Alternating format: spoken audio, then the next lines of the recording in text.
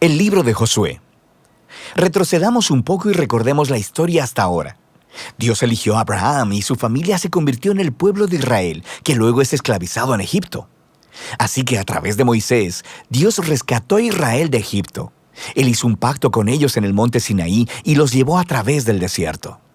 Así que después de esto, Israel hizo campamento afuera de la tierra prometida, y Moisés les llamó a obedecer los mandamientos de Dios para que pudieran mostrarle a todas las otras naciones cómo es ese Dios. El libro de Josué continúa justo después de que Moisés ha muerto, e Israel está listo para entrar a la tierra. La historia de Josué está diseñada con 4 movimientos principales. Primero, Josué guía a Israel a la tierra prometida. En segundo lugar, una vez que están ahí, se enfrentan con toda la hostilidad de los cananeos y entran en batalla con ellos. En tercer lugar, después de sus victorias, Josué divide la tierra prometida como herencia para las 12 tribus. Y en último lugar, el libro concluye con unos discursos finales que Josué da al pueblo. Profundicemos y veamos cómo fluye todo esto. La primera sección inicia con la muerte de Moisés y Josué es nombrado el nuevo líder de Israel. Y el autor intencionalmente presenta a Josué como el nuevo Moisés. Así que al igual que Moisés, Josué llama al pueblo a obedecer la Torá, esto es los mandamientos del pacto que les fueron entregados en el monte Sinaí. Y luego, Josué envía espías a la tierra, justo como Moisés lo hizo en Números capítulos 13 y 14, excepto que esta vez las cosas van mejor. De hecho, algunos cananeos incluso cambian de religión y deciden seguir al Dios de Israel.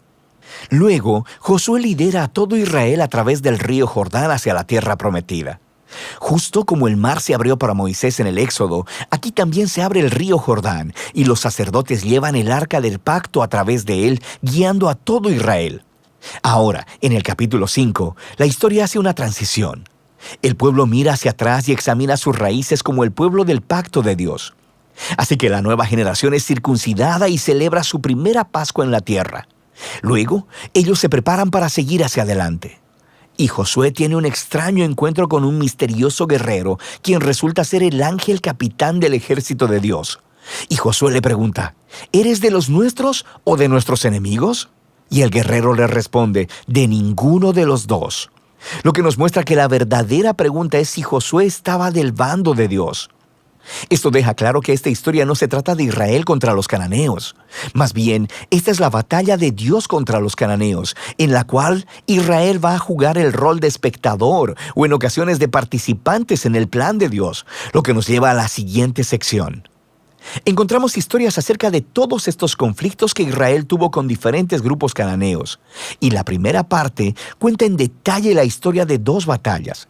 Y esto es seguido por una serie de historias cortas que condensan en breves resúmenes años de batallas. Entonces, las primeras 2 batallas son contra Jericó y contra Ai, y estas ofrecen una imagen contrastando la fidelidad de Dios contra el fracaso de Israel. En Jericó, Israel debe tener un enfoque completamente pasivo. Así que permiten que la presencia de Dios en el arca los dirija alrededor de la ciudad durante 6 días. Y justo como Rahab se volvió al Dios de Israel, tal vez el pueblo de Jericó haría lo mismo, pero no lo hacen. Así que en el 7º día, los sacerdotes tocan las trompetas y los muros caen, produciendo la victoria de Israel. El punto de la historia es que Dios es quien librará a su pueblo.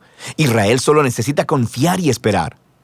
Ahora, en la siguiente historia de la batalla en Ai, se señala el punto opuesto. Hay un israelita llamado Acán, y él roba de Jericó algunos de los objetos preciosos que solo le pertenecen a Dios, y también miente sobre ello.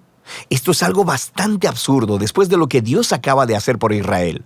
Así que Israel empieza su batalla con la ciudad de Ai y son completamente derrotados. E Israel obtiene la victoria solo después de arrepentirse con humildad y de lidiar severamente con el pecado de Acán. De manera que estas 2 historias son colocadas juntas para señalar un punto importante. Si Israel va a heredar la tierra, deben ser obedientes y confiar en los mandamientos de Dios. Ellos no recibirán un trato especial. La segunda parte de esta sección comienza con los Gabaonitas, un pueblo cananeo. Y ellos hacen justo lo que Rahab hizo, volverse al Dios de Israel y hacer paz con Israel. Esto contrasta con los otros reyes cananeos, quienes empiezan a hacer alianzas y coaliciones porque quieren destruir a Israel. Así que Israel lucha contra ellos y los vence aplastantemente. De manera que toda esta sección termina con una lista que resume todas las victorias de Moisés y de Josué. Ahora, detengámonos un momento, porque es probable que te molesten estas historias y la violencia que ellas contienen. Y si eres seguidor de Jesús, no podrás evitar preguntarte, ¿no dijo Jesús que amarás a tus enemigos? ¿Por qué aquí Dios está declarando la guerra? Primero, ¿por qué los cananeos? Las razones principales se nos dan con anterioridad en la historia bíblica. Porque la cultura de los cananeos se había vuelto moralmente corrupta en extremo, especialmente con respecto al sexo. Mira Levítico capítulo 18. Además, también practicaban ampliamente el sacrificio de niños. Mira Deuteronomio capítulo 12. Dios no quería que estas prácticas influenciaran a Israel, así que los cananeos debían ser destruidos, lo cual genera una segunda pregunta. ¿Ordenó Dios realmente la destrucción de todos los cananeos, algo así como un genocidio? A primera vista, esa es la impresión por las frases utilizadas en estas historias. Los destruyeron por completo, no dejaron sobrevivientes ni nada que respirara. Pero si das un segundo vistazo más de cerca, te darás cuenta de que estas frases son claramente una hipérbole y no literales. Así que regresa a los mandamientos originales sobre los cananeos en Deuteronomio 7. Primero se le dice a Israel que expulsen a los cananeos y luego que los destruyan totalmente. Y estas instrucciones están seguidas de mandamientos sobre no casarse ni hacer negocios con ellos. No puedes casarte con alguien que has destruido, así que ya entiendes el punto. La misma idea aplica a las historias en Josué. Míralas de cerca. Por ejemplo, se nos dice en Josué capítulo 10 que Israel no dejó ningún sobreviviente en las ciudades de Hebrón o de Bir. Pero luego, en el capítulo 15, vemos que estas ciudades todavía están pobladas de cananeos. Así que lo que vemos es que la narrativa de Josué cuadra bien con otros registros antiguos de batallas al utilizar lenguaje hiperbólico y no literal como parte de su estilo narrativo. De manera que la palabra genocidio no encaja con lo que vemos aquí, especialmente a la luz de las historias de los cananeos que sí aceptaron al Dios de Israel, como Rahab o los Gabaonitas. Dios estaba abierto a aquellos que se volvieran a Él.